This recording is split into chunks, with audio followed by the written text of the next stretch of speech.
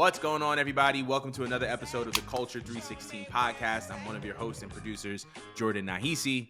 Joined by your co-host, Mo. What is up, people? Thank y'all so much for joining once again. You guys already know the drill. If you're listening via Apple or Spotify podcast, be sure to give us a 5 stars on the show. Be sure to subscribe to the show. If you are watching us on YouTube, be sure to like, comment, and subscribe. Also, Backlash is this Saturday, and we will be joining on Discord as well as X for the watch along. So if you wanted to join us and watch Backlash with me at least, head on over to @Culture316 on X, or you can just join us on Discord and we will be watching I'll the show. activate my ex for that. Yeah, you have to for France for Yes. breakfast and brunch because it's like 10 in the morning. Oh, it's 10 in the morning? Over Damn. Here in LA. In New York, I think it's like 1 p.m. Eastern I'm Standard still Time. at work, but I will attempt to sneak off. That's the best I could do. As best you can do. So we got a lot to talk about in this show, so we're not even going to waste any time. So one of the things we were kind of talking about before we actually went on air was this Dominic Mysterio, Liv Morgan, Rhea Ripley situation. Rhea Ripley is out with an injury. Liv Morgan is currently on her revenge tour in pursuit of the World Women's Championship that is on Raw. However, it seems as if they are pitching this kind of Dominic Mysterio, Liv Morgan, Rhea Ripley love triangle. And I kind of wanted to see how you felt about it and like what was your stance on this particular storyline, if you will, or this direction, because, you know, it hasn't wrapped up yet. So, right. I love the unpredictability with all of this because the day Rhea won, I know that she was basically kind of like a baby face, but she's in a heel faction. mm-hmm. All right. So when she won, technically she was like a heel. But it's very interesting because yeah, you could have still kept going that direction with her character, and Judgment Day would have been just fine. But like Rhea's so over and beloved, it's safe to like push her into a babyface stage because the fans are generally going to be bothered by this. They're gonna be so bothered because we kind of like learned to like love this whole dynamic that there is with Rhea with Dom. But it's like interesting because it looked like she was the one dominating Dom, right? Like she got her way with him.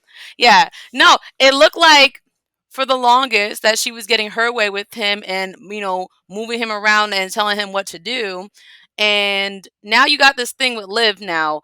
And I like Liv in terms of like how she performs in the ring, and I love her look.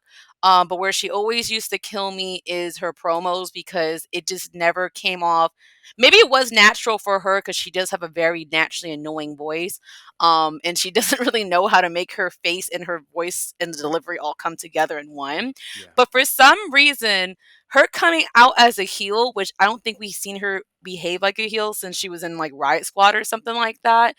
It's just so natural, but it goes more natural and makes so much sense, and it's the most perfect, most beautiful timing because she actually got history with Rhea. Yeah. Like she actually does. And I just watched her just turn it on with this diva-like personality, like this edge that she has where it's just like, this girl has been a thorn in my spine. And like, I took it real personally that I thought we were going to be something. We were going to be a tag team together or something. You're supposed to be my best friend. You turned on me and I never let it go. I love the long-term booking, but what I love even more is I love me some mess. I love me a mess. I haven't seen an actual cheating storyline since, you could go ahead and say like Edge and Lita. I think they tried to try it with Naomi and Mandy, but and that was the closest we got to see where it was like more so an angle that affected the girls than the males. But this time, like, they're going for it, and we're going for it where they're kind of coming out of this PG era. Like now they're swearing, now they're not afraid to like fully put on the sexual innuendos.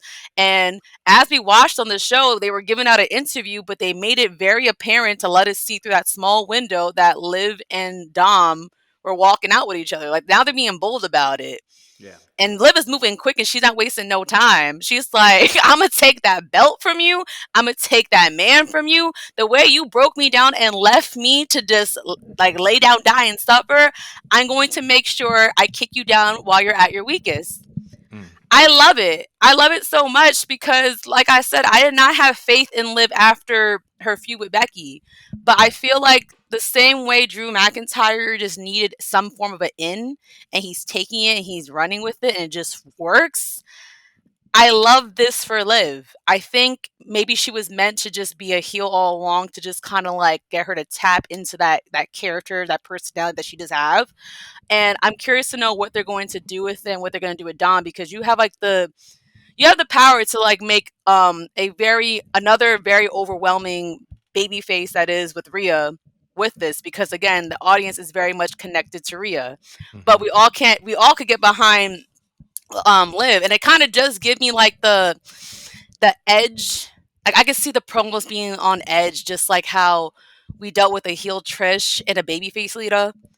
Like we were supposed to hate Lita for cheating on Matt Hardy, and then the thing with Edge, and then they just kind of made her life shit with her being with Kane. But then we had Trish walk in, being the iconic bitch that she is, and every time she had a chance to give a dig at Lita, she did it, and it actually made us sympathize with her. So Yeah. what I'm seeing from like a distance is something like that, a dynamic like that, where you kind of have the potential to take Liv out of feeling like she's like a mid card and put her in the top spot, and kind of give us again that feeling that we had with Liv and Trish. No, not Liv, Yeah. Liv and Trish, Lita and Trish.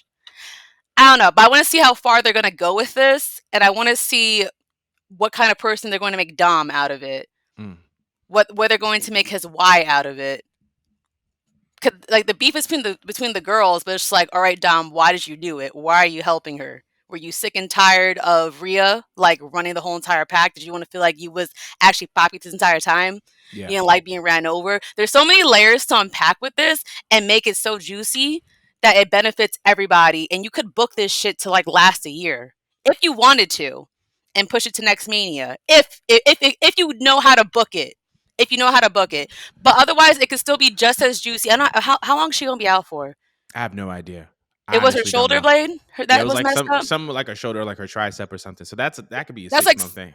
right. Okay, so that's good. That's actually good. That's 6 months of them messing around and Liv building herself up, and then you could take that and you could still push that into like being like part of next year's main event. But what do you think? Like, as far as the storyline, how would you book it? How is it affecting the others? So I think Liv Morgan never lacked talent. I think she just lacked a motivating factor. I feel Mm, like there was no central motivating factor that Liv Morgan had that made her an interesting character until now. And mm, now her why is revenge. Why am I doing this? Because Rhea took years off of my career. Rhea betrayed me. I found a friend in her and a partner after I just lost two of my other best friends mm, in the Riot Squad. One was to another company, another one was to another faction in the Viking Raiders, right? And I mm, feel like that's part number one. It's like I've been betrayed, years have been shaved off of my career, and now I need my get back. So now I'm doing this to feel a sense of affirmation. From Dom's perspective, if it was a matter of even tying it back into Ray being a deadbeat father, right? This idea that I didn't grow up with a figure who would affirm me and who would, reinforce my identity as a man. And what happens as a result of that? I now have to jump around from this person to this person to this person to this person so that I can get my affirmation fix that I never got from my actual dad, right? mm. So you can attack it from that angle. Like Putting Ray in that is perfect. I'm not loyal to a faction. I'm not loyal to a person. I'm loyal to the affirmation or the brand of affirmation that I didn't get as a kid. So wherever I can find that, I'm going to get it from there. That Not nigga was only built on does that tie back survival. Oh, exactly. I love this. Not only I'm does it sorry. tie back into his first storyline with his dad, really, but it also sets him up to be a substantial heel for life because you could jump from one thing to another thing to another thing to another thing, and the why is just simply I need to be affirmed. And by the time he establishes a connection with somebody, that person can feel bonded to him. And then because they feel bonded, you start to sympathize for both of them. And Mm. right when you feel a sense of sympathy for the both of them, one breaks off, and Dominic could be the person that breaks off. And it's like now Dom is a coward. He's a you know what because he took advantage of whatever he was attached to and exploited it for his own selfish being. Mm. So you can do that. Now, I do think this is going to build towards next Mania. Um, and I do think that it's perfect for Dominic, and I think it's perfect for the women because in previous cheating storylines, the women were always seen as an accessory towards the men, but the men were never seen as an accessory towards the women. The men were never seen as the thing that can be taken from the women. The women were always seen as something that could be taken from the men. And I think that puts the power back in the woman's hand because now instead of the women being objectified, it's the men being objectified. The men are the pawns now. You right? And the women are the chess players that are kind of navigating that pawn to see where they land on the board. So I think that that's another factor that you can consider. I love also, I feel like this is another reason why we have to give our credit to Roman Reigns and the Bloodline storyline. Hmm. Because years ago, when he started this Bloodline storyline, he introduced this form of storytelling where you had to pay attention to the details. Before Mhm. 2020, we weren't paying attention to camera shots like that. You know what I'm saying? Where we saw, where this person may be having an interview with Jey Uso, but in the background we see Liv coming out of a locker room and then Dominic Mysterio following. But that's all rooted in what Roman started as far as storytelling, a brand of storytelling where wrestling fans had to pay attention in order to be rewarded in the end, right? And I feel like because of that move by Roman Reigns and the bloodline, we're seeing it all across WWE and more specifically in this storyline. So I think that that's just like another big thing that makes this whole thing interesting. But I do feel like this is something that can wrap up at WrestleMania because even though the draft wasn't necessarily the best this year, what I will say is that the draft this year felt like a season premiere. It felt like a new season to a show. And I feel like if you're starting a new season to the show, you need to start a new storyline. And if the season premiere is the night after Mania and the season finale is WrestleMania, you wrap everything up at Mania. You start at the night after Mania. And I Yeah. feel like that attack is a perfect setup. And you can just kind of gradually build. And if Rhea is this baby face that is set to be a baby face, or if Rhea is this heel that is set to be a baby face, near return, I feel like this is a perfect way to just slowly build her up. Even if she were to come back, you can still have her lose certain matches. You can have her be this close to getting the World Women's title and then it slip away. And mind you, she doesn't look weak because she never lost the title to begin with. So I feel That and like, I feel like it stomps out all of the critics that were saying that, "Oh, why is she at the top of the food chain? Why is she so important? Because she's just a sex symbol." Like now, like because of this accident happening, it's giving her layers, and it's yeah, stemming from the fact that yeah, it started that because she was a sex symbol, but but now yeah, we're seeing vulnerability happen. exactly. We see something that can connect the audience to her. But yeah, I'm looking forward to seeing how this kind of wraps up. We want to know how y'all feel about. I feel like I'm about to sneeze, but that's the reason why my eyes are closed. But we want to see how y'all feel about this whole Rhea Ripley, Liv Morgan, Dom Mysterio storyline. Let us know in the comments below. But we're moving on. So, in other news, uh, I don't know an eloquent way to put this. AEW superstar Darby Allin. It was reported that he was struck by a bus in New York City. He is safe. He was injured, obviously, but he is safe. I don't, Mo, I'll let you talk about it because That's just so fucking funny, bro. It's just it's just comedic timing because for all we've seen, and no, this man has been suicidal.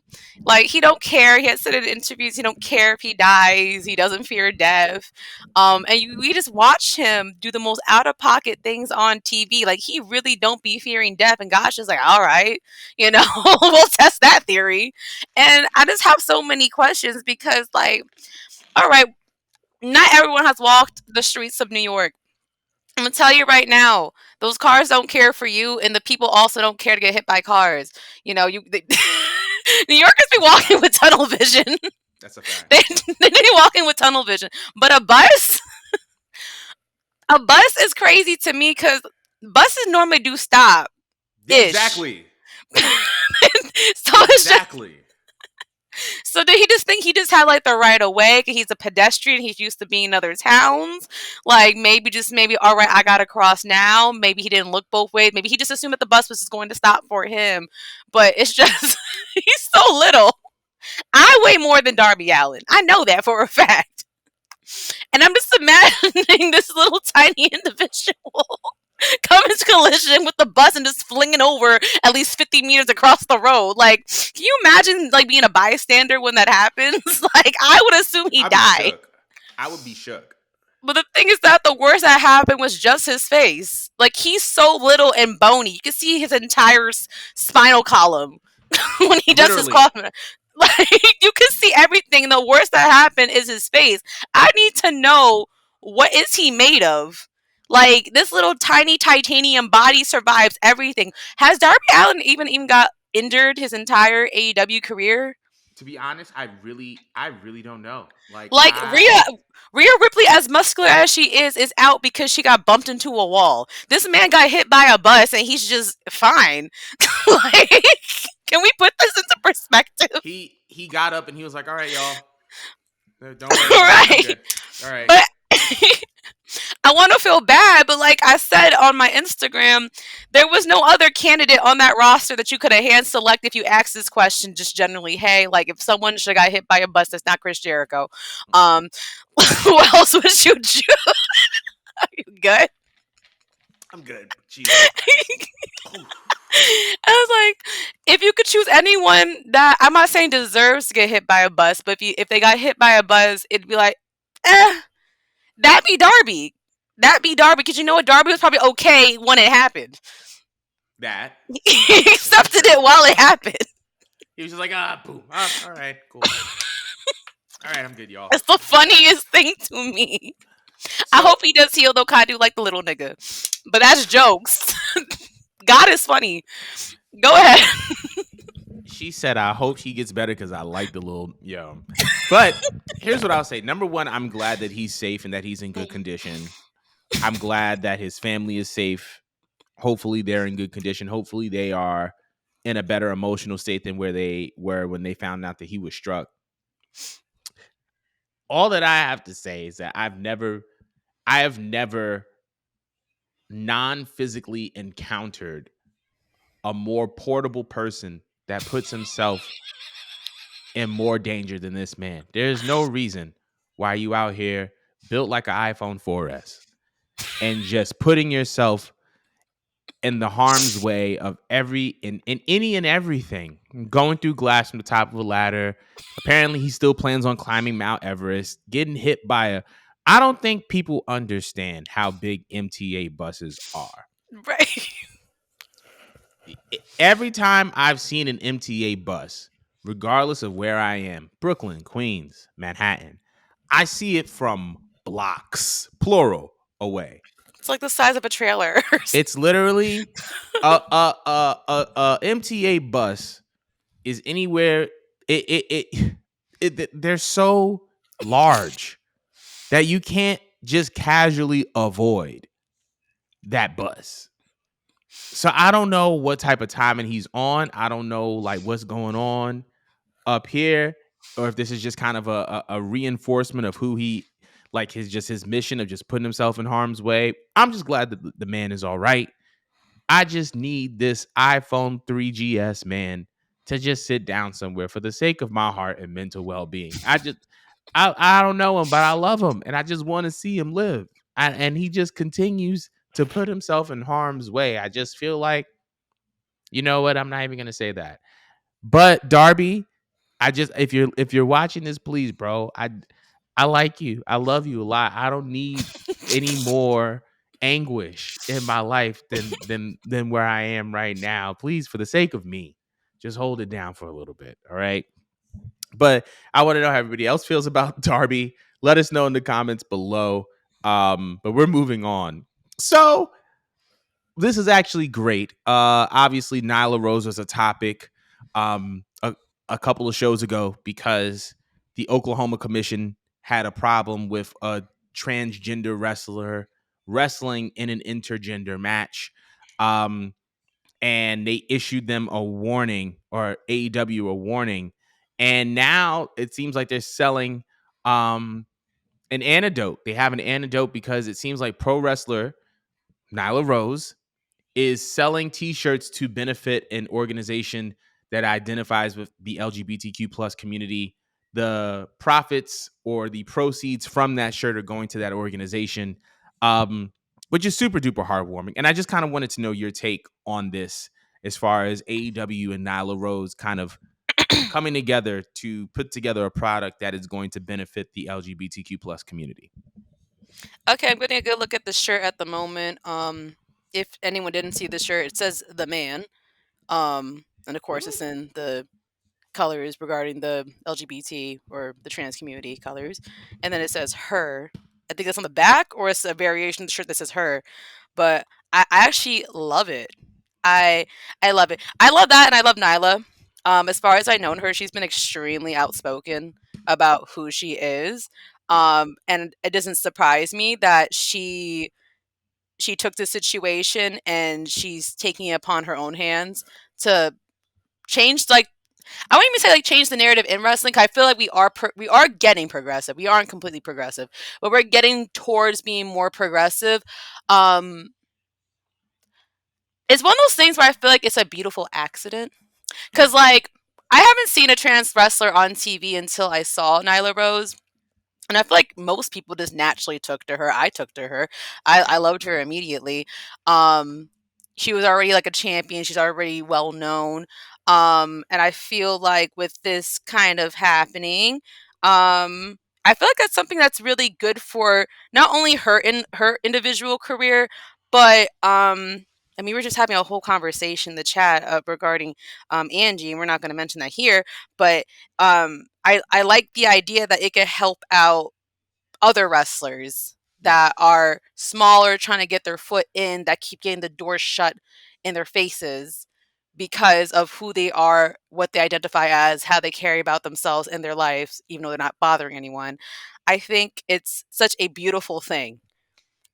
Like, it's unfortunate that it happened to her, but the fact that she is on the second biggest promotion of the world and we know who she is. A lot of people know who she is by now, and Hmm. that they're taking this stance. I feel like it's going to force other promotions to get with the program Mm. because now you're going to definitely be called out. So I I love this, and I do want to go get a shirt of it. Um, I want to say congratulations to Nyla Rose for even like doing this because I mean it's easy to just kind of just accept it and just take it and move on, accept that like some things will never change. But one thing that I will always give AEW credit for is that they definitely stand on business when it comes to supporting the LGBT, and being that one promotion where like they actually try to some degree, like they have like their wrongs, but one thing I know is that is consistent is that they definitely give them a safe space to just feel equal, feel proud, and to proudly promote something that is otherwise frowned upon in wrestling, because yeah, it's a white dominated male sport, unfortunately, with a lot of conservative views. But what do you think about it? White, male dominated, also hetero dominated as well. Yeah. Can't forget that. Also, Yes. to confirm, it says that all of the royalties of her shirt will go to Freedom Oklahoma's 501c3. So if you're interested in knowing the organization that they will be directly benefiting, that is the organization that they will be directing benefiting. I said words too fast. I think it's great. Obviously, we know that when it comes to representation of the LGBTQ plus community, it is scarce in wrestling. It is very much a marginalized and underrepresented group in professional wrestling. And so one of all elite wrestling strengths is the fact that they stand on business when it comes to the morals and ethics that are in alignment with culture. And so I think this is just a great thing that they're doing and a great effort. And shout outs to Nyla and shout outs to Tony Khan for making the conscious decision to be on the right side of history and the right side of humanity by creating a product that is going to directly benefit um, this non-for-profit. And to be honest, he didn't really have to, which speaks volumes about him as a human being. So shout outs to them for that. But my bad. That call was actually from my good sis Sarah. I told her I was going to call her back. But let us know how y'all feel about that. Let us know how you feel about Nyla Rose and her efforts in donating to Freedom Oklahoma's 501c3. Let us know in the comments below. But we are gonna move on. Hallelujah. So, speaking of non WWE related promotions, it was announced earlier this week that Dwayne The Rock Johnson is set to, or is executive producing a 4-part docu-series that is set to debut on June 4th, entitled Who Killed WCW. Even Kevin Nash was able to get on board and say that this is the version of the death of WCW that was not aired or will not be aired by WWE. So, with that being said, I wanted to know, how do you feel about this particular piece? Are you excited for it? It's going to be, I think it's going to be on Vice, um, who is also responsible for Dark Side of the Ring. So I wanted to know your impressions on this. And are you excited? Is this something that you're going to be watching? Let me know. Well, I'm down for anything that Dark Side of the Ring does. It's my crack. Watching wrestling documentaries is my crack. Anytime I feel like, no, seriously, if like I'm on the mood to like watch wrestling, I still love acquiring like information about wrestling. I don't know why, but behind the scenes, it's like just as fascinating to me as what goes on in the screen in real time. Hell, I was just binge watching the Kurt Angle documentary for the third time. Um, That being said, I also been confused for a second because I could have swore that we had a WCW documentary air somewhere. Was that A&E or something? I'm not completely sure. There's so much. There were so many WCW pieces that were produced by WWE that There was I like a have lost track. two-parter that I remember seeing, and I just can't remember who's the one that had it. Either way, I love acquiring as much information as possible. Um, I wasn't around watching during the WCW era, so I mean, I kind of like this stuff because I wasn't there, and I want to know as much information as possible. Um, very it's interesting. It's Mm-hmm. interesting. It's intriguing. Them choosing The Rock is a choice. Not that it's a Mm-hmm. bad choice, obviously, to produce it. I expect him to have his hands in things, considering this man has been involved in movies and he's playing a major role in WWE at the moment. I think it's cool. It's great to honestly grow up and watch all my faves and the biggest stars like be directing and producing WWE content. Like I like the fact that it's kind of like they're getting like a pension forever with this company, that they're not completely departing from us. But I'm totally down to watch it and hear everyone's opinion here and everyone's experience here. And I want them to be as blunt and crude as possible.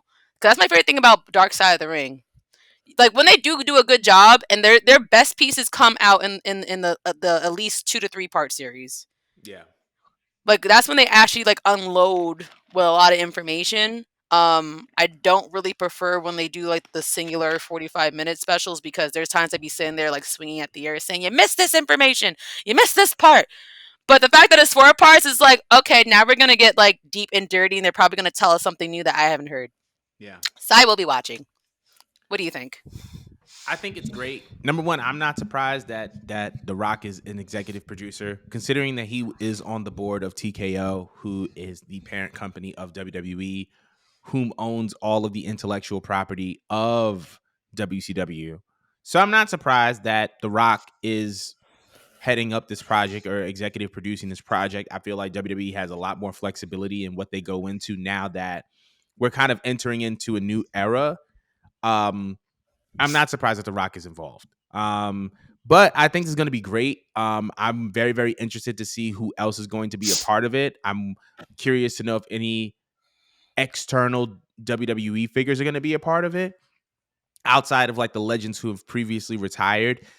The first thing that came to mind that it just like, was I just realized this is probably going to be one of the first WCW related things that Scott Hall isn't going to be a part of, unfortunately, because he passed.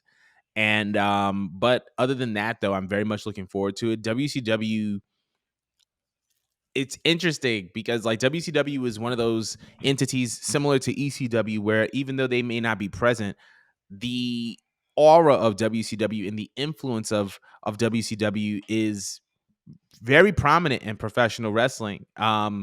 And I think that it's something that needs to be studied and its downfall needs to be studied as well because of who was involved. It's one of those like it's like WCW feels like the I don't know, like it feels like a super team in the NBA that didn't win an NBA championship, right? It's like how can something with all of this star power fall and like fail in a way? And so I think that because of that, it does need a little bit more of an in-depth look. And I'm very, very excited to see that they are doing this and taking this on. But we want to know how you guys feel about this, about how you feel about the Who Killed WCW franchise set to debut on June 4th.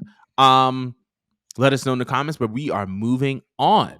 So, speaking of non WWE related things, once again, it looks like AEW is looking to add to their roster. Not too long ago, they added the grizzled young veterans to help improve the depth of the tag team division. It seems like they are looking to strengthen their women's division even more. And there has been rumors and reports that former NWA World Women's Champion Camille is signed to All Elite Wrestling. She was one of the longest reigning women's champions, very, very prominent in this kind of resurgence of NWA, and it looks like she's heading to All Elite Wrestling. I just wanted to know how you felt about this acquisition on AEW's part. Um, well, they are missing a bad bitch muscle mommy since Jay Cardell left. And I love her look. Like I'm looking at her now. I love her look. Like she like just like looks like an epitome of what a world champion should look like. Um, so I think she does offer variation. She is well known in the NWA. I personally didn't get to watch her matches, but I definitely seen her. I've seen her around since like 2021, Yeah. just like spotted here and there, and like she just had like this look that you just had to stop and just like stare at her for a bit. But I like her. I like her presentation. Um, I feel like she'll add some more interest to the women's roster. They'll have a lot more top girls to play with. I feel like considering that she is she was a top champion over there, I feel like she's someone who I would just immediately just throw into a world title picture. Mm. But actually, I don't know. 'Cause I kind of want to see her mix it up with like people like Mercedes and Willow and them. But I think it was a good choice. Yeah. Um, I think she has like the looks, the TV presence, and the personality from what I've seen with her promos to where you really could have signed her over at WWE or signed her in AEW and it Mm. would work. Either way, it's good for AEW, and I think that it's also good for her in her career that she's moving up because I feel like you can't miss out with a person like this. Like Yeah. she has that it factor. What do you think?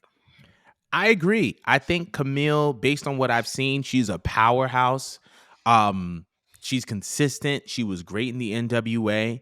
And I think she's going to do some really, really good work. I think it adds a lot of variety and diversity to AEW's women's division. Obviously, like we know that Mercedes is a wrestler's wrestler. We see that Willow, who is the current TBS champion, is this bubbly personality. And then we have Thunder Rosa and we have Tony Storm and we have those. So we have a lot of different personalities in the AEW women's division, and I think that that only helps the AEW's women's division. And adding someone like Camille who has a certain sense of legitimacy to her and kind of like a feel to her that is very distinct from the rest of the roster, I think it's going to help the rest of the roster. I think actually that she should be in the main event picture right away because this is someone who has the main event look, someone who has a Yeah. main event feel to her. And I feel like, you know, when you have somebody like Camille, I felt the same way about Mercedes. But I feel like when you have someone who has this look and feel to them, you don't there's no reason of going through the motions of like you know, Would you give her TBS type. the Jade Cargill treatment? Would I give her the Jade Cargill treatment? Honestly, I don't know. I don't know if I would give her the Jade treatment as far as like her undefeated streak. Um I feel like with Jade, they understood that there wasn't a lot of time with Jade. That Jade wasn't here to play, and so you had to make the most of that time. I feel like with Camille, you can be a little bit more flexible. And I feel like you can build her up a little bit more and be a little bit more experimental in her booking and her presentation. So, you know, I feel like she should be presented as dominant and strong, but I don't think that the undefeated streak is necessary. That's how I feel about Camille and her booking and presentation. But yeah, that's Camille. She's headed to All Elite Wrestling apparently, but let us know how you feel about that in the comments below. But we are moving on. Yeah. So this Saturday, WWE Backlash coming live from France. We have a pretty stacked card. Not a lot of people, but I expect a couple of shakeups to happen. So let's start with our WWE Backlash 2024 predictions. We have Randy Orton and Kevin Owens versus the Bloodline, Solo Sikoa, and Tama Tonga. Who do we have in this match? Your mic is muted. I be doing that. Um, I mean Tama Tonga. Did I say his name right? Yeah, Tama. Tama Tonga. Yeah. Tama. I said Tama. I made his name sound ghetto. Tama. Tama Tonga. um, he just got here and he came in swinging. So I feel like they're probably gonna book them. When I say them, Solo Sokoa and himself to probably run through the bloodline because Solo Sokoa don't got the patience anymore. Um, but it could work. It'd be cool if down the line they do have them verse each other. But Solo Yeah. Sokoa is like fed up with whoever is not getting with the program and doing what they got to do to keep what's left of the bloodline strong. So if they were smart, they would have them win their Yeah. first match, their first pay per view match. Probably not in an embarrassing way, but I do see that Kevin Owens is probably going to take the pin. You know, I actually agree with you. I actually think that a Kevin Owens heel turn is coming. I feel Mm. like based on the fact that Sammy won the Intercontinental title, he didn't win the US title, and maybe this loss as well can set up a potential Kevin Owens feud with somebody else because KO has been, as a character, has been losing a lot. I Hmm. also feel like in order for us to establish Solo and Tama as the new bloodline representatives, they need a win. And what better way to get a win than over two former world champions? So I definitely see Solo and Tama taking it.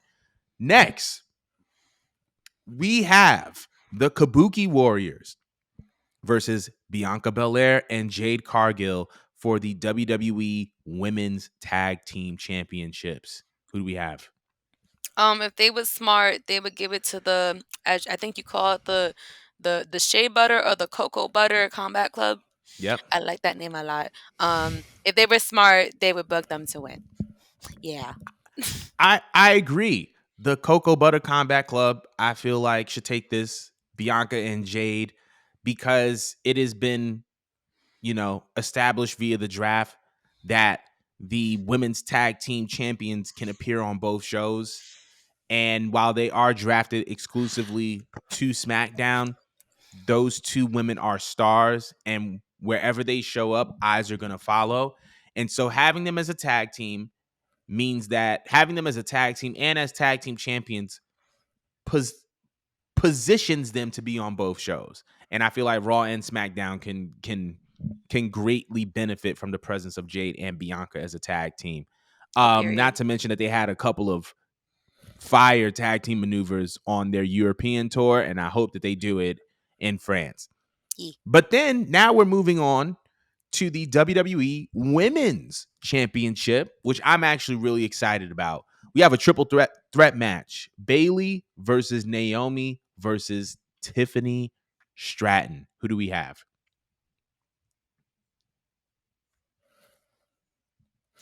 I want to say Bailey retains Mm, because I feel like it's mad soon. For her with her like feeling like a baby face still. mm. Um, but I feel like over time Tiffany will get it because like you could tell this company loves Tiffany. I like her too. I like her a lot. Um, I have a feeling that Bailey's going to win, and possibly Naomi might take the pin, Mm. and they're gonna try to keep Tiffany stronger. I actually think that Tiffany's going to win. Soon? Really? I think Tiffany's going to win this match. I think Tiffany's going to win this match and Naomi's going to take the pin. Hmm. I feel Why like so they're soon? so here's the reason why I think so. Number one, the fact that Tiffany's presentation coupled with her skill just makes her perfect to be a women's champion. I also think that she has a ton of momentum behind her, and because it's a triple threat match, it gives a lot of leeway for the heel or the heels to win in a sneaky way that doesn't make the faces look weak. Mm, Bailey could hit a finishing move on Naomi. Tiffany moves her out the way, hits the prettiest moonsault ever, pins Naomi, wins. Bailey doesn't look weak. Naomi gets hit. Bailey doesn't look weak because she got pulled out of the ring before she can make the pinfall. Naomi doesn't look weak because she just took two finishers. And then on top of that, a new star is born because you have Tiffany Stratton beating two former women's champions. I feel like mm, there's a pathway for the heel to win, the heel being Tiffany Stratton, and for her momentum to be rewarded. Also, I feel like it would still set up a potential Bailey and Tiffany Stratton match at a SummerSlam or a Money in the Bank where Bailey could get her lick back when it's just one on one. mm. So I feel like Tiffany Stratton is going to win that. Now, for the World Heavyweight Championship, we have Damian Priest versus Jay Uso. Who do you have? I'm gonna go with Damian Priest. Not that it'd be wrong if Jey Uso got the belt, but I mean, one day he do got to get the belt, but I just don't see him getting it anytime soon. I'm not sure if it's because when he has his biggest matches, the biggest matches don't be delivering the way I need them to deliver or Mm, something, but I just feel like they just wouldn't give that to him just yet. And Damien still just freshly caught the belt. What mm. like the begin? I was going to say the beginning of this month. We in May, but he just caught this belt like 3 4 weeks ago. Very true. I still feel like Judgment Day is going to be the centerfold faction, and I feel Mm, like they're gonna want Damien to lead as champion a yeah. bit longer. So I'm gonna go with Damien, and Jay's taking that pin, obviously, with help. Yeah, I agree. I think that Damien's going to win as well. I think Jimmy's going to interfere, and we're going to get another Jay versus Jimmy match. Hmm. Jay already expressed that he felt like he let the crowd down at WrestleMania with their match, and they cited that a big factor was time, which is reasonable. Yeah. So I feel like we're definitely going to get a Jay Jimmy match that's going to have the time that it deserves. But I feel like because Jimmy is essentially kicked out of the bloodline, I feel like there's reason for that feud to be ignited because Jimmy could either go in delusional and just be like, you were the one that messed this up for me, right? Like you left, you had to be the main event, you had to be this, that, and the third. And because you started to shine on your own, it positioned me to be disposable in the bloodline because they saw they saw what you were doing and they figured that if I wasn't able to do the same, then I shouldn't be there. So I feel like there's reason for Jay and Jimmy to have a reignited feud. There's reason for Jay and Jimmy to have another match. This puts Damian Priest in the position to keep holding on to that world title and him being the leader of Judgment Day, even though I feel like Judgment Day is going to break up soon.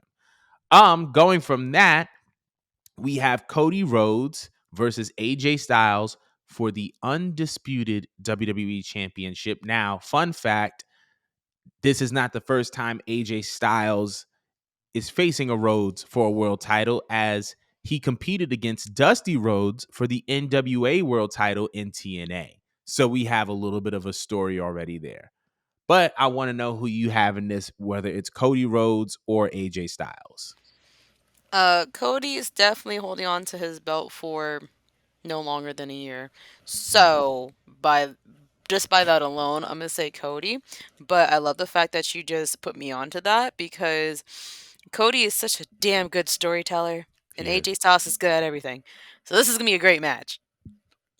Yeah. I agree. I'm gonna. I agree, and I also think that Cody's gonna win. But I feel like this is gonna be a banger. a banger of a match, and I'm super, super excited for it. So yeah, I'm gonna go with Cody Luther King as the winner of this match.